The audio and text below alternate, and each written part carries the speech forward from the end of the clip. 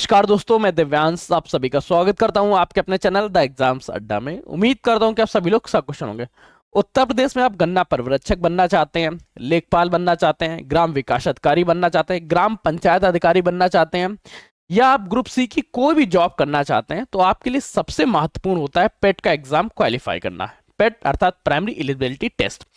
हुआ क्या, अभी तक हर एक एग्जाम्स के लिए एक अलग सा पेपर होता था और उस पेपर के लिए आपको अलग से फाइट करनी पड़ती थी।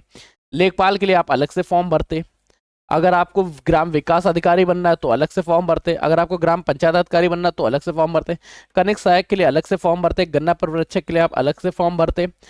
चाहे आप इसके अलावा लोअर पीसीएस की कई जॉब है जो मालदार जॉब पाई जाती है, अगर आप उनमें भी जॉब चाहते हैं तो हर एक फॉर्म के लिए आपको अलग अलग फॉर्म भरना पड़ता।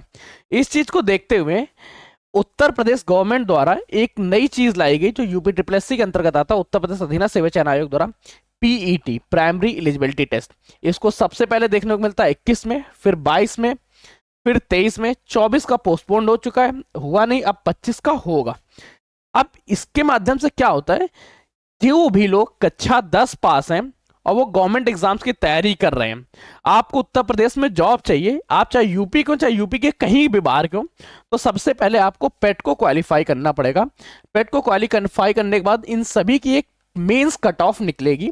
अगर आप उसमें शॉर्ट लिस्टेड होते हैं तो आपको इन सभी का मेंस देने को मिलेगा। मतलब प्री अलग होगा, वह मेंस अलग होगा। प्री सबका एक साथ कर दिया गया और मेंस सबका अलग अलग करा लिया जाता है। इस तरह से हर एक एग्जाम में भीड़ बहुत ज्यादा नहीं रहती, स्टूडेंट का कंपटीशन क्लियर हो जाता है और बहुत अच्छे से एग्जाम भी हो जाते हैं। अब इन्हीं चीजों को देखते हुए पेट 2025 अब आने वाला है।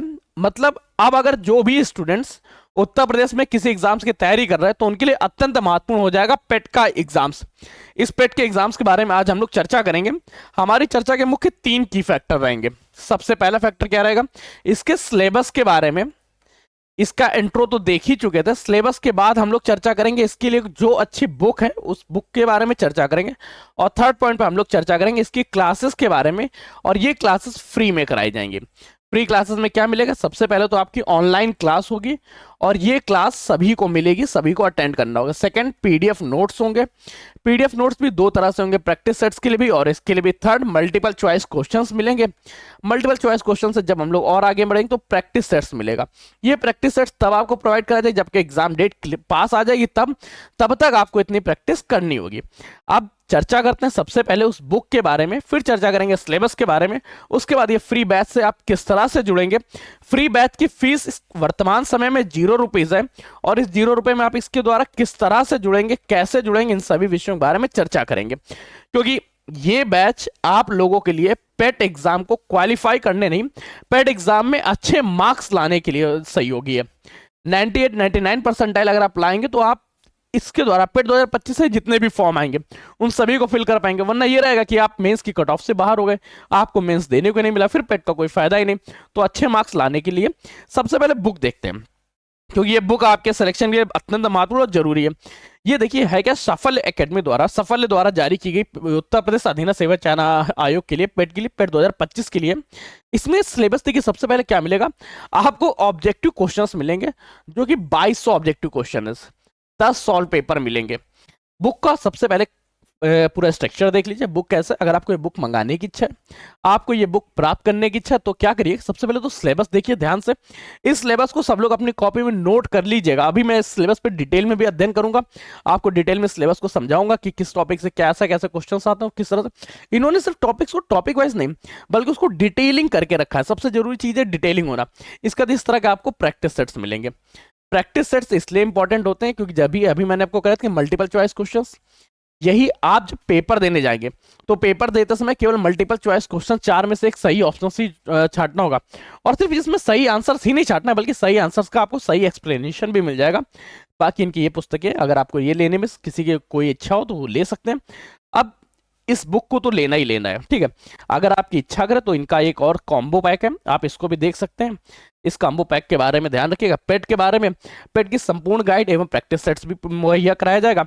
अब हम लोग चर्चा करते हैं आज के सेशन के बारे में, जहां हम लोग एकत्र हुए, जहां पर हम लोग चर्चा करेंगे इसके सिलेबस के बारे में। देखिए पहले इसका सिलेबस के बारे में चर्चा करते हैं कि इसका सिलेबस किस तरह से, किस क्रम में, उसके बाद चर्चा करेंगे। जैसे भारतीय इतिहास के बारे में पूछेंगे तो भारतीय इतिहास से कौन कौन से टॉपिक आते थे कि भारतीय इतिहास के आएगा भले ही 5 नंबर का, पर इन 5 नंबर्स के लिए आपको 5 मार्क्स के लिए पढ़ना क्या क्या पड़ेगा वो इंपॉर्टेंट है।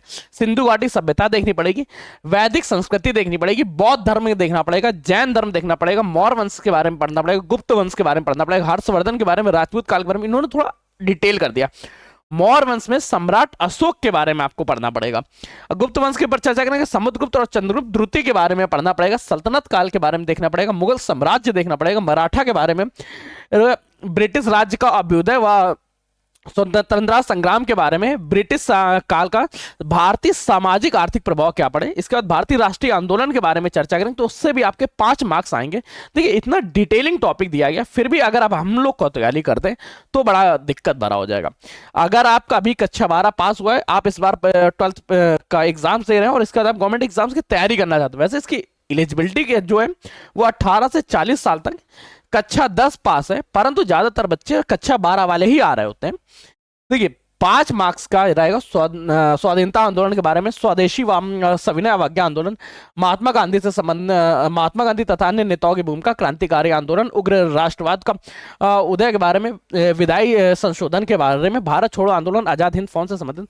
भूगोल की चर्चा करें, भूगोल को भारत और विश्व के चर्चा में परिपेक्ष में देखना पड़ेगा, नदियों के घाटी के बारे में, भूजल संसाधनों के बारे में, पहाड़ियों के बारे में, मरुस्थल के बारे में, वन के बारे में, खनिज संसाधनों के बारे में, टाइम जोन के बारे में देखना पड़ेगा, जलवायु व मौसम के बारे में देखना ना होगा, जनसंख्यिकी परिवर्तन के बारे में देखना पड़ेगा। भारतीय अर्थव्यवस्था की चर्चा करें तो भारतीय अर्थव्यवस्था में हरित क्रांति क्या है, मिश्रित क्रांति क्या है, योजना आयोग क्या, पंचवर्षीय योजना क्या है, दुग्ध विकास ये ऑपरेशन फ्लड क्या था, अतः बैंकों के राष्ट्रीयकरण के बारे में, इसके साथ ही क्या क्या सुधार हुए, जीएसटी क्या है, आर्थिक सुधार क्या है, श्रम सुधार क्या है, ढांचागत सुधार क्या है, कृषि सुधार क्या है। अगर इंडियन पॉलिटी की चर्चा करें तो भारतीय पॉलिटिक विशेषताएं, नीति निर्देशक तत्वों के बारे में, मौलिक अधिकार कर्तव्यों के बारे में, संसदीय शासन प्रणाली, संघीय प्रणाली। अगर मोटा मोटा देखी जाए तो लगभग पूरा पॉलिटी आ जाता है, पूरा जीके आप आ जाता है। मैथ को थोड़ा सा डिटेल हो जाता है कि मैथ में थोड़ा कम पढ़ना पड़ता है। देखिए यहाँ पे हर एक टॉपिक लगभग 5 मार्क्स का ही आता है, लेकिन हिंदी थोड़ी सी ज्यादा देखने को मिले। क्या हिंदी क्यों ज्यादा देखने को मिले उसको ध्यान से देखिए। पहले तो 5 नंबर यहाँ हिंदी में आ गए, इसके बाद आपको पैसेज देखने को मिल जाएंगे तो हिंदी ज्यादा हो जाएगी। अंग्रेजी का एक पैसेज आएगा और इंग्लिश ग्रामर के बारे में आपसे पूछा जाएगा 5 नंबर में। तर्क शक्ति के बारे में, मतलब रीजनिंग के बारे में क्या पूछा जाएगा। करंट अफेयर्स ध्यान रखिएगा, लास्ट 1 साल का करंट अफेयर्स बहुत इंपॉर्टेंट होता है। अभी आप देखें तो सविता मैम द्वारा 55 क्लासेस आपकी कराई जा चुकी हैं, बाकी क्लासेस भी यहाँ मिल जाएंगी। और जैसे एग्जाम पास में आएगा तो इसकी एक एक क्लास एक एक डिटेल टॉपिक के साथ कवर कराएंगे। फिर इसके बाद देखेंगे अगर स्टैटिक जीके की चर्चा करें तो स्टैटिक जीके के टॉपिक्स हो जाते हैं। हिंदी का 10 नंबर का ये गद्यांश और इसके साथ ग्राफ, ये ग्राफ बहुत हो जाता है, ग्राफ तथा पाई चार्ट। ग्राफ और ये चार्ट्स ये दोनों बहुत इंपॉर्टेंट हो जाते हैं, ये टोटल 30 नंबर लेके आते हैं। तो ये होता है कुल सिलेबस पेट के एग्जाम्स का। अब क्या केवल सिलेबस से ही हो जाएगा? देखिए बुक के बारे में तो आपको कंफर्म ही हो गया होगा। सबसे पहले देखिएगा सिलेबस ये रहेगा और इसकी क्लास आप लोगों की जारी होगी 3 फरवरी से। 3 फरवरी से क्लासेस में क्या रहेगा, आपकी पहली ऑनलाइन क्लास रहेगी। ऑनलाइन क्लास के बाद आपको इसका पीडीएफ मिलेगा। पीडीएफ कहाँ पे मिलेगा उसके लिए आपको व्हाट्सएप और टेलीग्राम ज्वाइन करना पड़ेगा। ये क्लास से मैं किस तरह से ज्वाइन करें तो देखिए अभी तक ज्वाइन करने के पास आपके लिए बस 3 माध्यम है। पहला माध्यम है कि आप डिस्कशन देखिए, वहां पे पेट का एक बैच लगा होगा, वहां पे आप ज्वाइन कर सकते हैं। इस बार इसका नाम है यूपी SSC पेट 2025 सिलेक्शन बैच के नाम से, वहां से आप जुड़ सकते हैं। मनो व्हाट्सएप पे जुड़ जाइएगा, मनो टेलीग्राम पे जुड़ जाइएगा, दोनों जगह दोनों लिंक पे आपका काम स्टार्ट हो जाएगा। सेकंड पॉइंट्स क्या है, अगर आपके यहाँ से नहीं, आपके पास एक नंबर है 9889057003, इस नंबर पे आप व्हाट्सअप कर दीजिएगा, पेट 2025 लिख के आपको इस बैच में जोड़ दिया जाएगा। थर्ड पॉइंट्स क्या है, अगर ये दोनों नहीं करने की इच्छा है तो एक गूगल फॉर्म का लिंक होगा, उस गूगल फॉर्म पे आप क्लिक करिएगा, वहां से आप फॉर्म फिल करके भी ज्वाइन कर सकते हैं। अगर आपको सेशन कैसा लगा कमेंट में बताइएगा, पसंद आए तो लाइक करिए, दूसरा शेयर करिएगा, चैनल पर चैनल सब्सक्राइब कर लीजिएगा।